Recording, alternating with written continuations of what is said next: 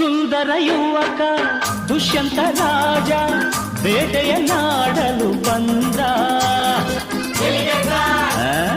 ಅಡ್ಗೆ ಸಾರ್ ಬೇಟೆಯ ಮರೆತು ಕಾಡಿನ ಸೊಗಸು ನೋಡುತ್ತ ಸವಿಯುತ ನಿಂದ. ಸುಮ್ಮನೆ ಸಾರ್ ಕಾಡಿನ ನಡುವೆ ಹುಣ್ಣಿಮೆಯಂತ ಸುಂದರ ಹುಡುಗಿಯ ಕಂಡ. ಹೌದು ಸಾರ್ ಚೆಲುವೆಯ ನೋಡಿ ಹತ್ತಿರ ಓಡಿ ಹುಡುಗಿಯ ಕೈ ಹಿಡುಕೊಂಡ.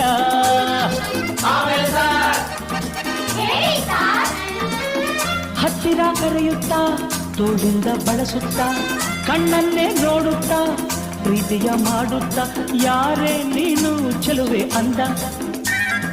ನಿನ್ನ ಅಂದ ಚಂದ